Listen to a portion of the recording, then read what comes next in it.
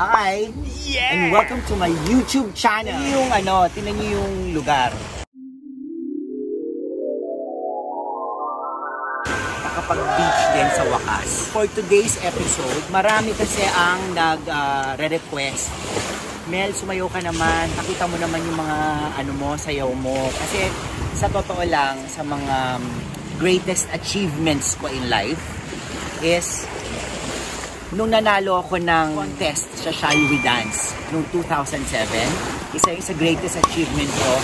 Ako yung grand champion sa season 6 ng Shall We Dance. Yay! Ito, dahil alam nyo naman sobrang trending ang TikTok. Diba? Ang dami mga dance challenges. And at the same time, I find those challenges very, very enjoyable. No? Ang sarap sumabay.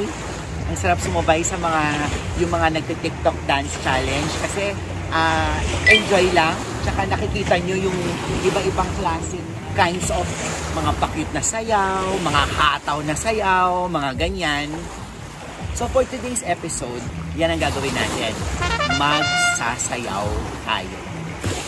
So meron akong isang particular na dance sa TikTok na aaralin together with my homies. Mamaya makikilala nyo sila. Aaralin natin yon, ituturo ko sa inyo kung paano ko ginagawa ang isang TikTok dance challenge. So, excited na ako. Samahan nyo ako. Magsasayaw tayo.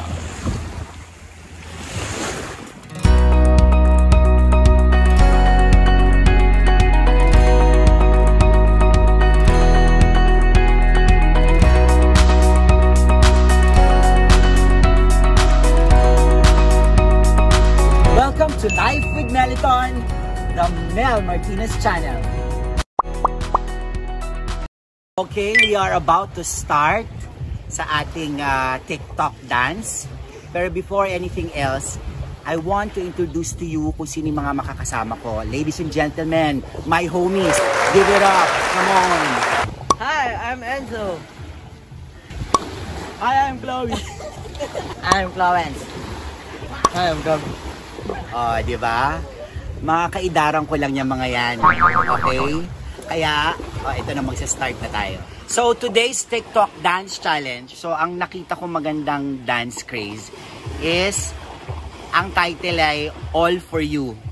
All For You Dance Challenge. Yung napili kong gagayahin.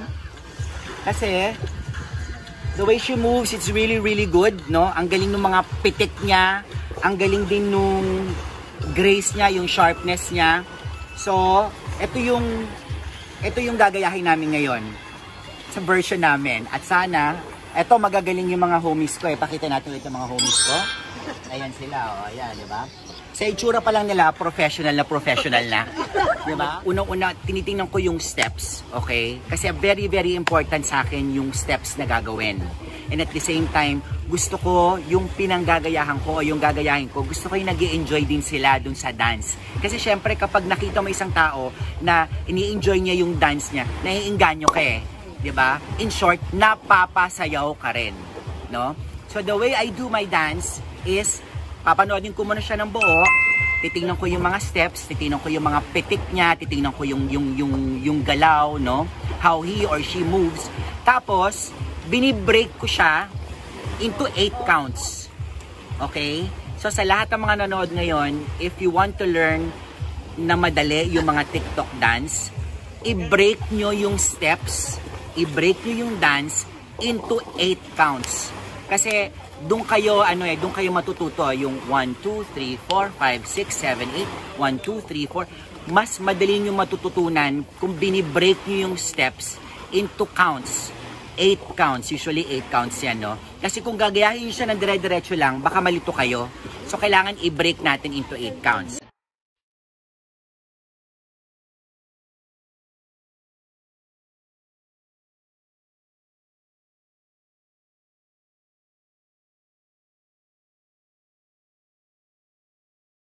Five, 6, 7, and count. 1, 2, 3, 4, 5, 6, 7, and 8. So, yun yung first 8. Okay? So, that's the first 8. Nagsushooting kami. Merong umaapila? Pwede bang paki-ano? Oo. Dapat daw yung maliliit, yung mga matatangkad sa likod. Sabi ng mga nagdidirect dito. So, binrate ko siya ulit. Binrate ko ulit yung next 8 steps. 5,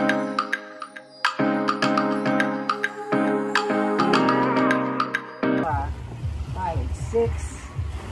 Merong may hugot, no? 5, 6. Yes. Para po siyang nakukoma. Para lang po siya nakukoma to. Hindi po ganun yung dance challenge, no? Hindi ganun. Okay. Ganon. Pak. Oh. Pwede na. 1, 2, 3, 4, 5, 6, 7, pump. Okay. I-combine natin yung first 8 and then second 8. Pak. Pump. And mag third 8s naman kami. 1, 2, 3, 4, 5, 6, 7, 8. Diba? Okay?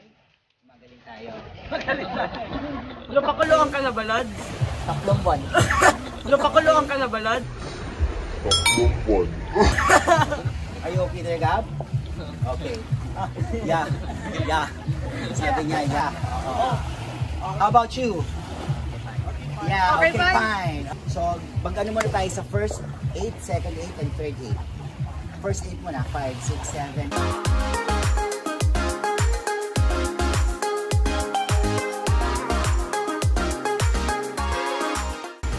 Alright. Tapos, gagawin ulit namin yun, from the top, yung tatlong 8s. Yung 3 8s lang muna tayo. Okay, yung 3 8s. Okay, game. Ayan na. Pop. Pam. And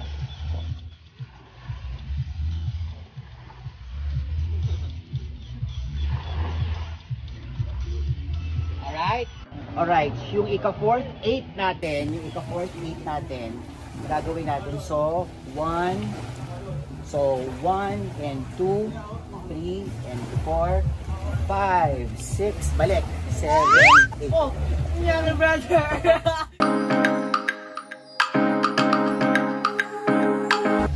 Diba? Para lang siyang para siyang bulating nilagyan ng asin. Nilagyan ng asin! Diba? Kaya gumaganon. One more time, yung 8 na yun. 5, 6, 7, and 1 and 2, 3, 4, 5, 6, 7, 8. Okay? So,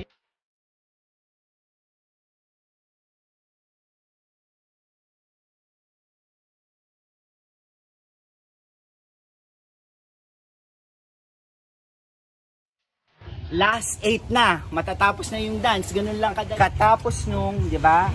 1, 2, 3, 4, 5, 6, and 7, 8. Balik tayo. 1, 2, 3, 4, 5, 6, 7, 8. And, ito na lang. Ito na yung huling step. 1, 2, 3, and 4. Tapos na. Okay? Last 8 ay... Start from the beginning ulit.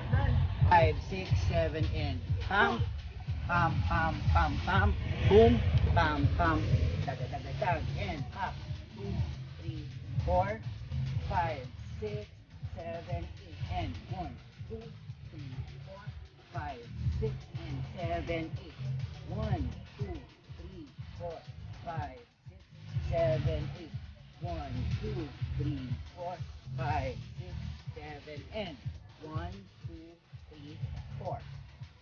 Okay? Nakakapagod. That's the way you do it, no? So, binibreak ko siya into 8 counts. And then, mas nagkakaroon ka kasi ng markings. Ang tawag doon, no? Pag sumasayaw ka. Nagkakaroon ka ng markings para at least alam mo yung counting mo, no? Tapos, it naturally follows yung pitik mo, yung grace mo, and you enjoy the dance. So, magsa-start ulit kami. Tapos, bibigyan namin yung best namin.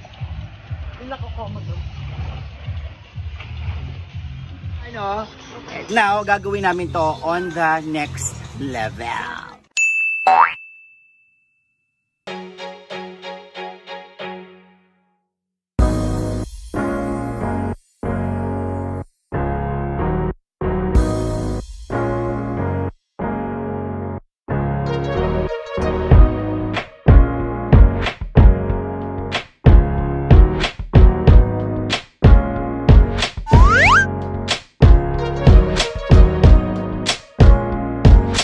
my homies.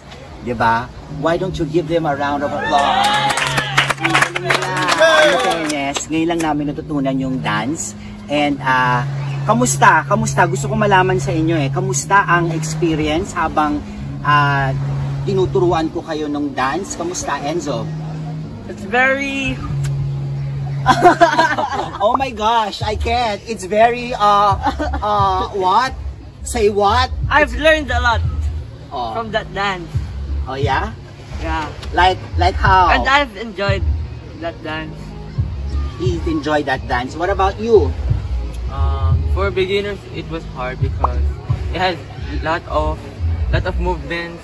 But if you just practice it, it could be a great exercise. Mga tropa. Ano, kamusta? Magiging madali kapag ginamit mo siya sa by age at saka kailangan lagi masaya kapag sumasayaw. Okay. Ikaw?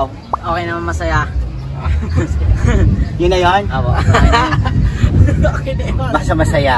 Diba? Basta masaya. Alam mo, lahat sila nakita nyo, isa lang yung sinasabi. Kasi totoo, kapag dating sa sayaw, ang unang-una dapat kasi ini-enjoy mo. Diba? Yeah, Kasi kapag ganahan. ini-enjoy mo yung sayaw, Para ganahan. para ganahan, ano pa? So, you can dance. Well, I can't explain it. oh. Hindi, kasi kapag ini-enjoy mo, madali mo makukuha yung steps. Yeah. Diba? Hindi mo maano kung gaano kahirap. Hindi mo You won't feel it. Oh, you won't feel it, di ba? Ah, Pero okay. kasi ang ganda nung nakuha nating dance challenge, no? So, sana lahat ng mga nanonood magustuhan niyo yung dance na nagawa namin. Dahil kami ngayon, naghirap kami para sa inyo. Ngayon naman, it's time for us to have fun. Let's go! Let's go!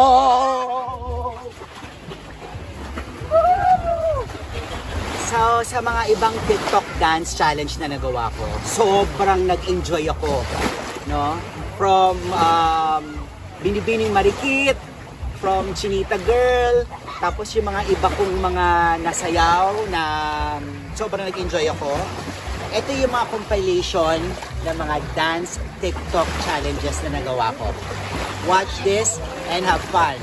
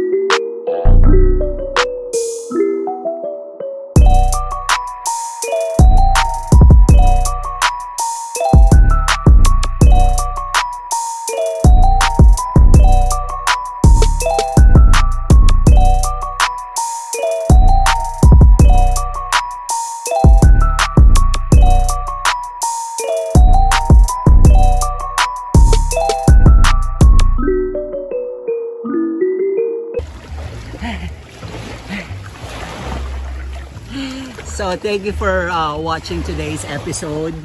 Sana nag-enjoy kayo dun sa dance TikTok. At sa mga gustong mag-aral sumayaw, it's all about enjoyment. And if you think you can do it, then just do it and have fun. See you in my next episode.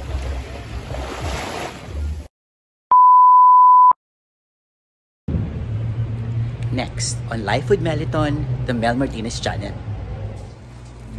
Hi, and welcome to my YouTube channel! Ayan. So, today's episode, marami kasi nagre-request. Marami na request granted. Okay? No. Isa siyang premiadong actress. Sobrang proud ako sa kanya sa mga achievements niya, sa mga accomplishments niya sa buhay. Thank you for watching Life with Meliton. If you like the video, kindly subscribe, hit the notification bell, and share and like.